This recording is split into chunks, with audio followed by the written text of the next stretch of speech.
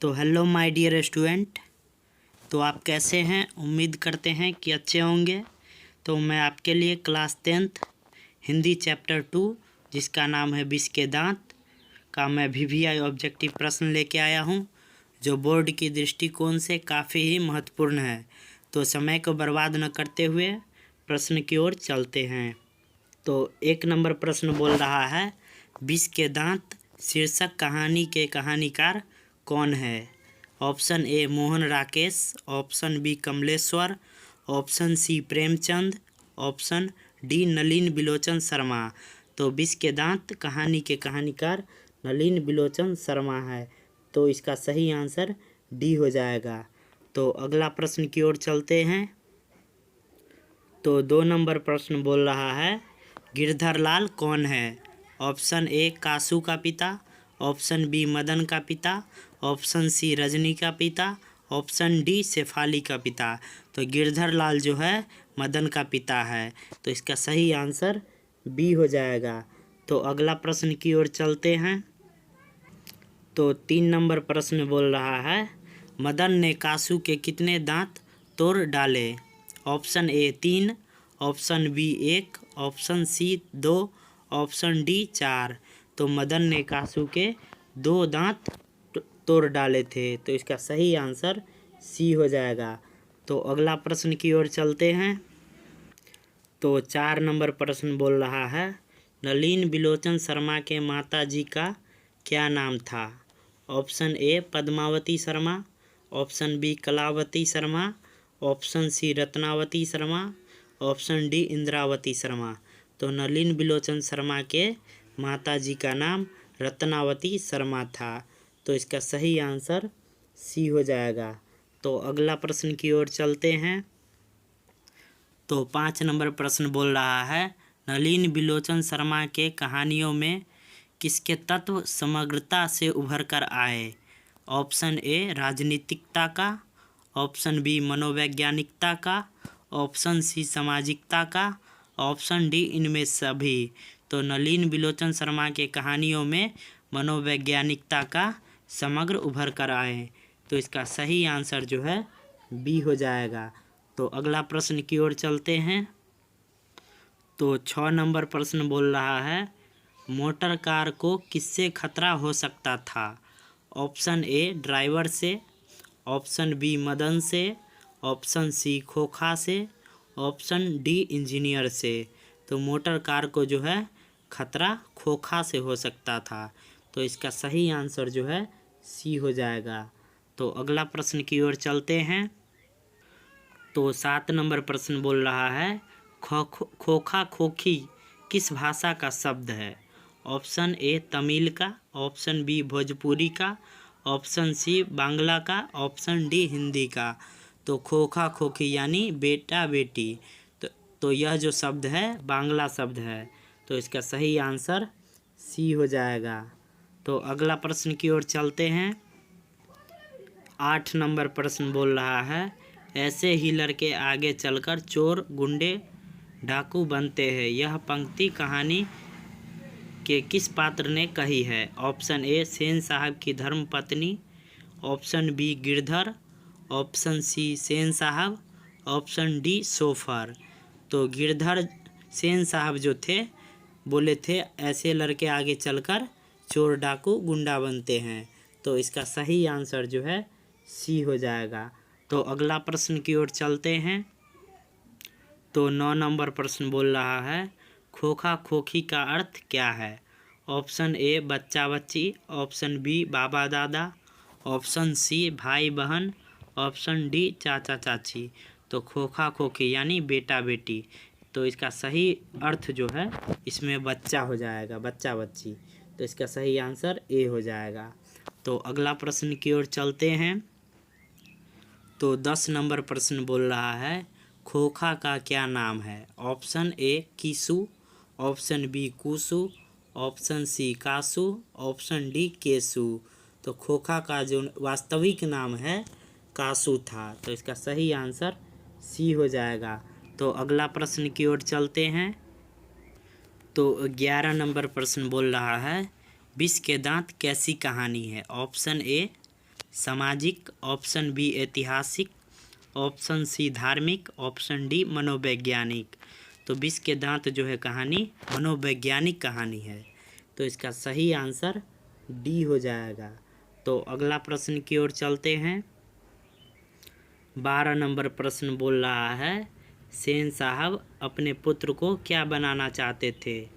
Option A businessman या engineer, option B वकील, option C professor, option D doctor. तो सेन साहब जो है अपने पुत्र खोखा को बिजनेसमैन या इंजीनियर बनाना चाहते थे, तो इसका सही आंसर जो है ए हो जाएगा। तो अगला प्रश्न की ओर चलते हैं। 13 नंबर प्रश्न बोल रहा है, मदन अक्सर किसके हाथों से पिटता था? ऑप्शन ए माता, ऑप्शन बी सेन साहब, ऑप्शन सी खोखा, ऑप्शन डी पिता। तो मदन जो है हमेशा अपने पिता के हाथों से मार खाता था, यानी पिटता था, तो इसका सही आंसर डी हो जाएगा। तो अगला प्रश्न की ओर चलते हैं। तो 14 नंबर प्रश्न बोल रहा है, नलिन बिलोचन शर्मा के पिता का नाम क्या था? ऑप्शन ए पंडित राम अवतार शर्मा, ऑप्शन बी पंडित कृष्णावतार शर्मा, ऑप्शन डी पंडित मृत्युंजय शर्मा, ऑप्शन डी पंडित दशावतार शर्मा। तो नलिन बिलोचन शर्मा के पिता का नाम पंडित राम अवतार शर्मा था, तो इसका सही आंसर जो है ए हो जाएगा। तो अगला प्रश्न की ओर चलते हैं। तो 15 नंबर प्रश्न बोल रहा है, सेन साहब ने किसे खूब फटकार लगाए?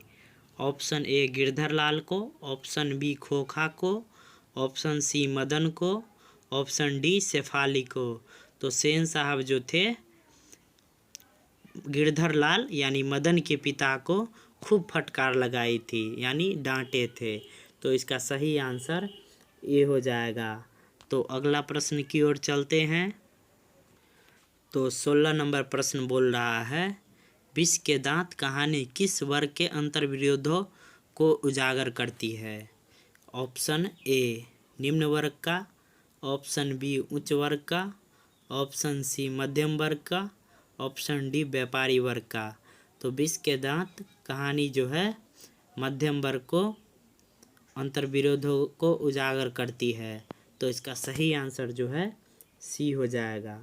तो अगला प्रश्न की ओर चलते हैं।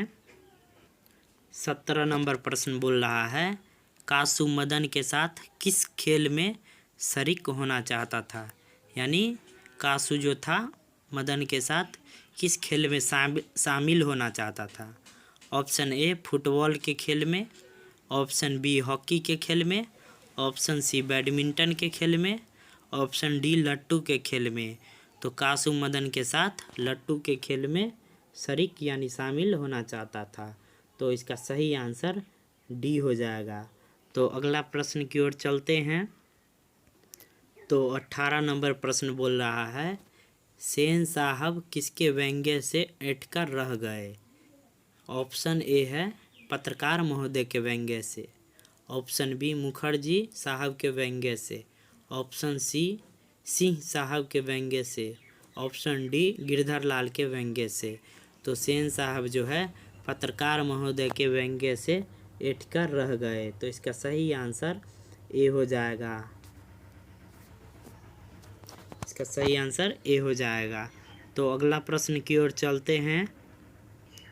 तो 19 नंबर प्रश्न बोल रहा है, मदन की उम्र क्या थी? ऑप्शन ए 5 से 6 साल, ऑप्शन बी 7 से 8 साल, ऑप्शन सी 3 से 4 साल, ऑप्शन डी 9 से 10 साल।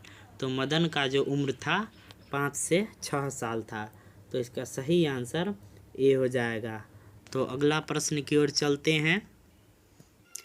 तो 20 नंबर प्रश्न बोल रहा है, मदन किसका पुत्र था? ऑप्शन ए सेन साहब, option B Girdhar, option C chauffeur, option D Singh साहब।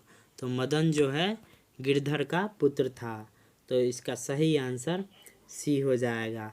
तो अगला प्रश्न की ओर चलते हैं। तो 21 नंबर प्रश्न बोल रहा है, नलिन बिलोचन शर्मा पटना विश्वविद्यालय के हिंदी विभाग के अध्यक्ष कब बने?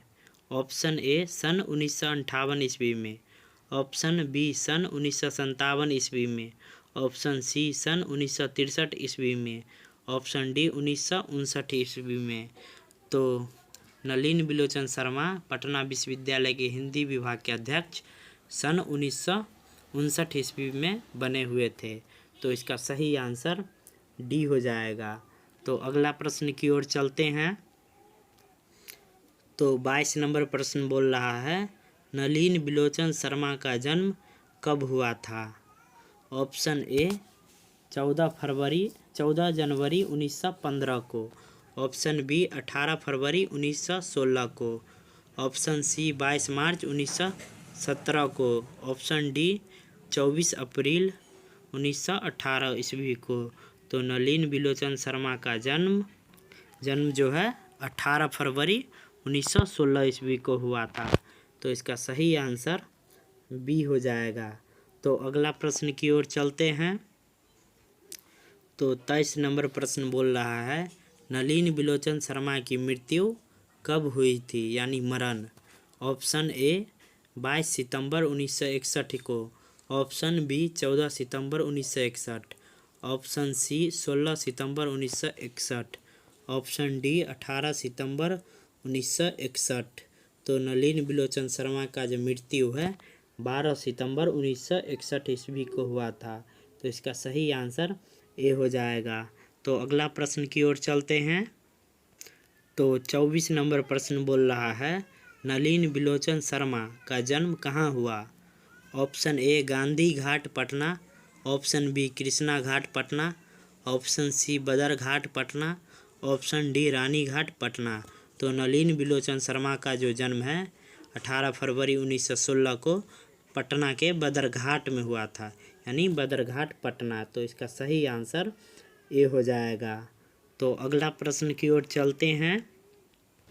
तो 25 नंबर प्रश्न बोल रहा है, दृष्टिकोण किनकी रचना है? ऑप्शन ए रामावतार शर्मा का, ऑप्शन बी नलिन बिलोचन शर्मा का, option C Mohan Rakesh, option D Premchand. तो दृष्टिकोण जो है नलिन बिलोचन शर्मा का रचना है। तो इसका सही आंसर बी हो जाएगा। यह क्वेश्चन जो है बहुत बार बोर्ड में पूछा गया है, इसलिए बहुत ही महत्वपूर्ण है। तो अगला प्रश्न की ओर चलते हैं। तो 26 नंबर प्रश्न बोल रहा है, लड़कियां क्या है? कठपुतलियां है। किसे इस बात पर गर्व है? ऑप्शन ए भाई बहन को, ऑप्शन बी चाचा चाची को, ऑप्शन सी मामा मामी को, ऑप्शन डी माता पिता को। तो लड़कियां क्या है? कठपुतली। तो इस बात पर गर्व जो है माता पिता को है, यानी नलिन बिलोचन शर्मा और उनकी पत्नी को। तो इसका सही आंसर डी हो जाएगा। तो अगला प्रश्न की ओर चलते हैं। तो 27 नंबर प्रश्न बोल रहा है, कौवा की जमात में शामिल होने के लिए कौन ललक गया? ऑप्शन ए कबूतर, ऑप्शन बी हंस, ऑप्शन सी बत्तख, ऑप्शन डी मछली। तो कौवा की जमात में शामिल होने के लिए हंस जो है ललक गया था। तो इसका सही आंसर बी हो जाएगा। तो अगला प्रश्न की ओर चलते हैं। तो 28 नंबर प्रश्न बोल रहा है, किसके अनुसार सेनों ने सिद्धांतों को भी बदल दिया था? ऑप्शन ए बेटियों के अनुसार, ऑप्शन बी खोखा के अनुसार, ऑप्शन सी मदन के अनुसार, ऑप्शन डी गिरधर के अनुसार। तो खोखा के अनुसार जो है सेना ने भी सिद्धांत को बदल लिया था। तो इसका सही आंसर बी हो जाएगा। तो अगला प्रश्न की ओर चलते हैं। तो 29 नंबर प्रश्न बोल रहा है, सेन साहब की कितनी लड़कियां थी, यानी बेटी थी? Option A 3, option B 6, option D 5, option D 4। तो सेन साहब की जो लड़कियां हैं 5 थी। तो इसका सही आंसर सी हो जाएगा। तो अगला प्रश्न की ओर चलते हैं। तो बच्चों यह 30 नंबर प्रश्न काफ़ी महत्वपूर्ण है। सोफर का अर्थ क्या है? ऑप्शन ए सभ्यता, ऑप्शन बी संबंध, ऑप्शन सी निर्ममता, ऑप्शन डी ड्राइवर। तो शोफर का अर्थ यानी ड्राइवर है, तो इसका सही आंसर डी हो जाएगा। तो बच्चों हमने अभी तक 30 प्रश्न करा चुके हैं, जिसमें से आपका कितना सही हुआ जो कमेंट सेक्शन में बताएं। और अभी तक सब्सक्राइब नहीं किए हैं तो इस चैनल को सब्सक्राइब कर लीजिए और इस चैनल से जुड़े रहिए, ताकि बोर्ड की परीक्षा में जो है काफ़ी महत्वपूर्ण साबित हो सके। और शेयर करना भी नहीं भूलिएगा। थैंक यू, फिर मिलेंगे अगले वीडियो में।